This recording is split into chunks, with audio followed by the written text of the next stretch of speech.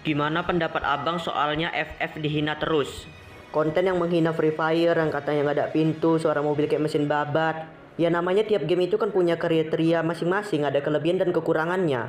PUBG wajar lah bagus, HD kan, namanya 5 giga. Dibandingin sama Free Fire yang 1,8 giga, logika aja berpikir. Nah, tapi mereka tuh buat konten kayak gitu cuman just for fun, jadi nggak usah baperan. Ya udah, kalau memang itu kenyataannya Free Fire tetap nomor 1 kok, terima aja dengan lapang dada.